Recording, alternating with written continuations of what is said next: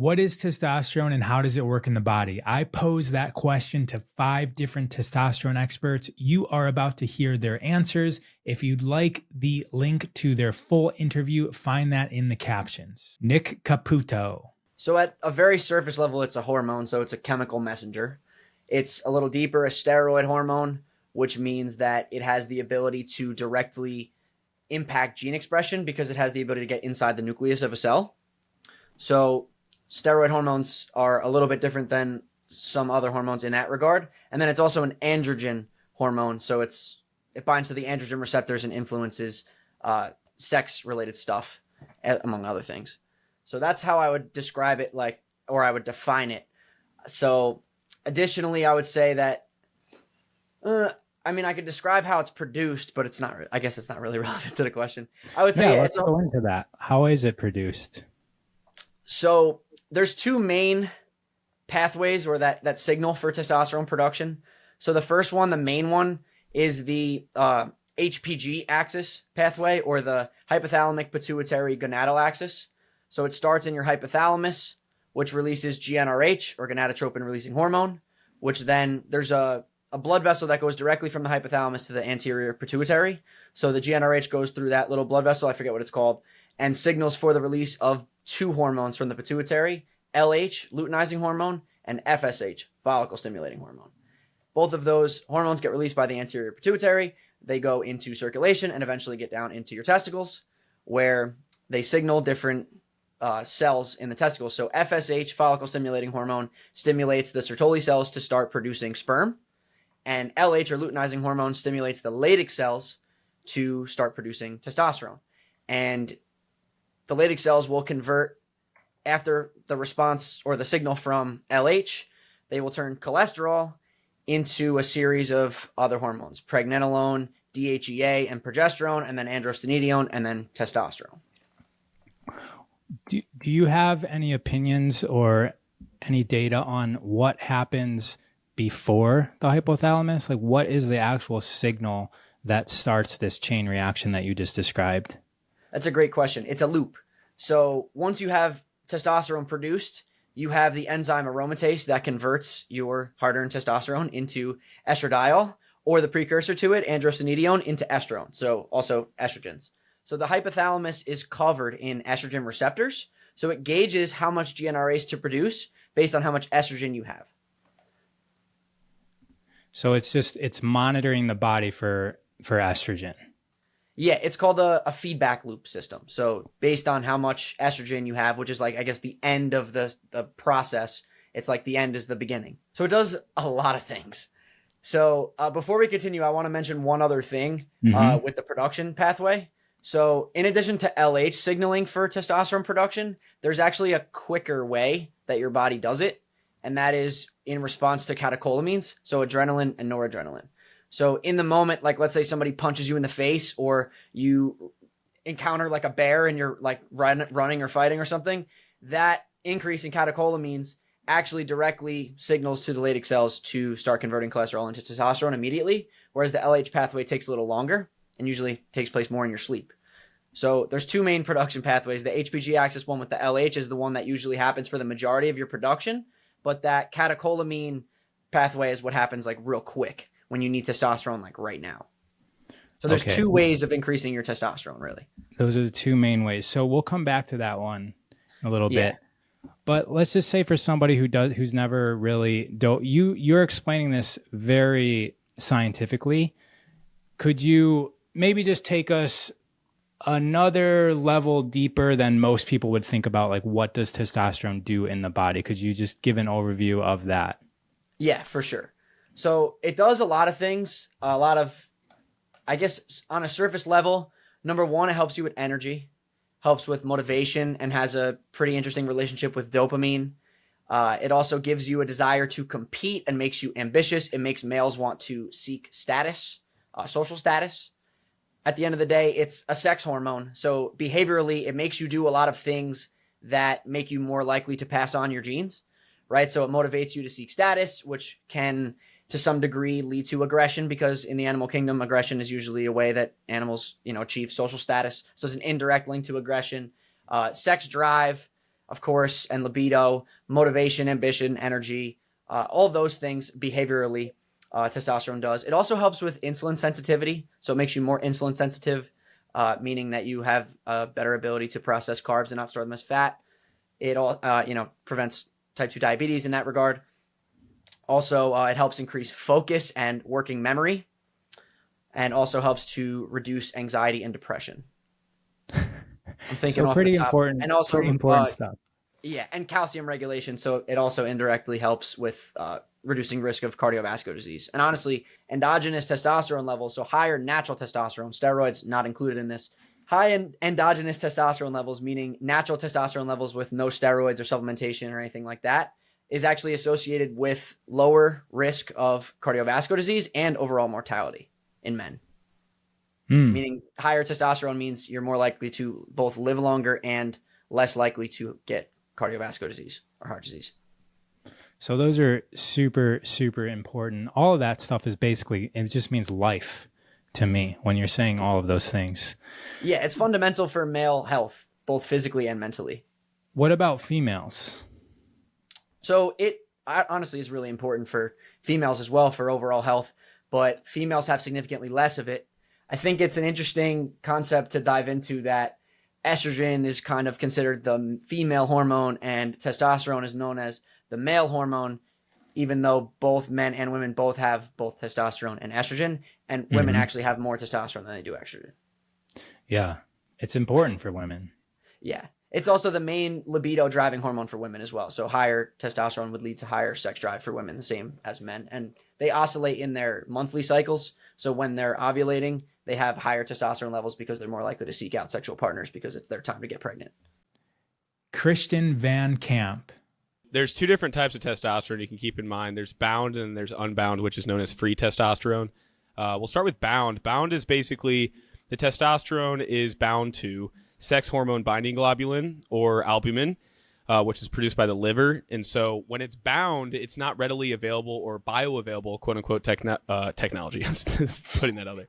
Testosterone to be used like in that very moment. So free testosterone is something to primarily focus on because that is the testosterone that allows you to have that vigor, that drive in the gym, that power, the extreme focus in the moment, the relentless energy, I like to say. So, some guys could have really high bound testosterone where it's like 1,000, which is great. But if their free testosterone is below 10, they aren't really having that extra edge in life. And so it's important to have the balancing act of free testosterone being elevated alongside the bound testosterone. And so it's a unique thing that, it's a crazy orchestra of stuff. And making sure sex hormone binding globulin is a little bit lower, that's something that's important too, because if that's highly elevated, it's going to continually bind to the testosterone, increasing your bound testosterone, but then you'll have decreased free to be able to actually use in that moment. And so making sure you can decrease that particular protein is important as well. But there's a whole bunch of stuff. I'm not like 100% well-versed in hormones, but I am pretty well-versed in how testosterone operates. Yeah, and that's why you're on this show, because from your perspective, we'd like your perspective. You mentioned the aspects of the free testosterone. What about bound? Is there what's the purpose of the binding of testosterone within the body? Is there anything good? Is there anything good that comes from that, or is it just sort of unused? No, it's still definitely something important you want to have high, because then a lot of that can get converted into free testosterone, which is more readily available. So if you have this treasure chest that's locked up, it's like, shit, I can't get the treasure, but I have the chest full of treasure. Great. You can change some of that and release it by having the key to unlock it, which is decreasing sex hormone binding globulin and supporting the other, orchestra of hormones. So you can allow yourself to actually use it in that moment. So it's definitely important to have. Jay Campbell. Yeah. So, basically testosterone is a hormone, a signaling hormone that is the primary sex differentiator, right? So the only difference between men and women is that men have in utero more testosterone development or more testosterone as a hormone produced. And that's why, to not get crazy, but go into all of this transgender and trans stuff that's going on in the world now today. Basically, if you want to make a woman a man, you just give her more testosterone, to make it very, very simplified. So, again, it's a primary sex differentiating hormone.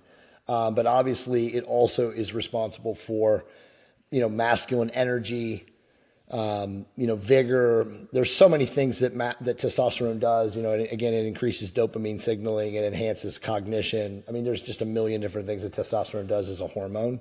And as you guys are fully aware, we are now in an environment that is so catastrophically contaminated that very few men around the world even have optimal levels. I mean, even normal levels. I mean, most people are suffering from deficiency and don't know it. And so I think it's, even though I don't talk about it as much anymore, and my book is from 2000. I wrote the first one in 2015, the second one in 2018. It's never been more important to understand the importance of optimizing men's and actually women's testosterone levels in this contaminated world that we live in. Lucas Aoun. Well, I like to look at testosterone as the number one protective and adaptive hormone in the male and also female body. But the way in which I like to describe testosterone is like the resilience hormone.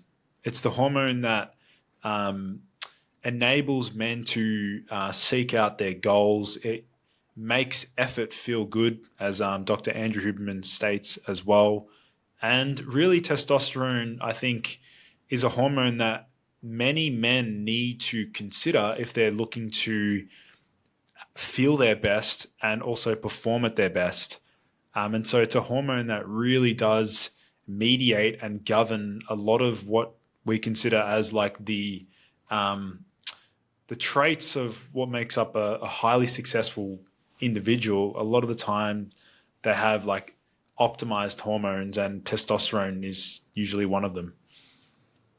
That's an amazing answer. So you mentioned protective hormone and resilience hormone, but could you elaborate on what you mean by protective hormone? Are you talking about protective in terms of like the cells of our body, or protective in terms of like us as individuals within the environment that we exist in?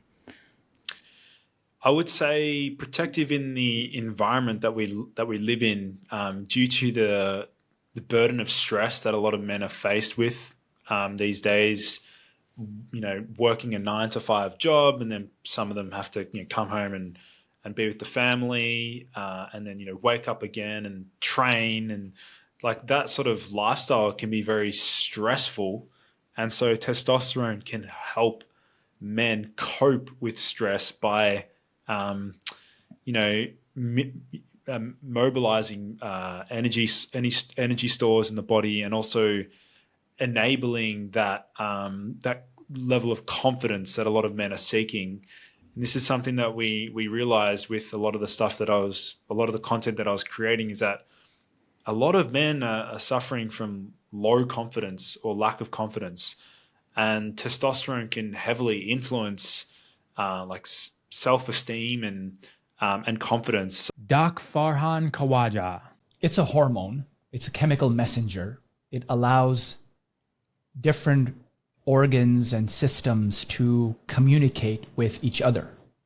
So for example, when testosterone is produced by the testes, it has to travel in the blood to different parts, like your muscle cells or your liver cells or inside your brain. And so it's essentially a messaging service, right? It's conveying messages to different cells through the functioning of receptors. It has to bind to an androgen receptor. And the cool thing about testosterone, which is very rare, by the way, once it binds to an androgen receptor, it can go inside the cell and communicate with the nucleus, which is rare. I mean, this type of stuff doesn't happen. So it can alter gene expression inside the nucleus just through this hormone by literally going inside the cell. And that's rare because most neurotransmitters, they'll bind to the receptor and everything else will do the work, second messengers and this and that. But testosterone itself goes all the way inside. So it's a very powerful hormone. And in terms of what it's doing to the body, I mean, there's so many functions. First thing we can start off with is libido. Libido, energy, drive. When a difficult task appears, and again, it's not just, testosterone is signaling and communicating with all these other hormones too. Cortisol, prolactin, estrogen, dopamine. So it's not just functioning on its own, right? A lot of marketing, and I've been guilty of this too. It's like, oh, testosterone is the all in all. No, it's not. It's not, right? Because when you look at people who are castrated, right, they have very, very, very small, because testosterone is not just produced in the testes, but it's also in the adrenal cortex, adrenal gland. So you might have a little bit of testosterone, and sometimes that's enough to even get an erection. And that's enough to have libido and drive and grow muscle. So it's not like, hey, if I castrate you, you're done. No, it's not like that. You may have a lower, your pitch might become higher, right? You might have a higher frequency pitch, or you may not grow body hair if it's done very young. They used to do that with the choir, 60, 70 years ago. They would just castrate the men because they didn't want the pitch to go lower. Right. They probably still do it today in Italy and stuff. but so yeah, it's a chemical messenger, and it has many, many different functions, but it's also interacting with other hormones. I'm trusting that you learned from the varied perspective of these testosterone experts. We have all 5 of the most asked questions on testosterone in the other shows in this series. Find out what those questions are and listen to the answers that they have provided us.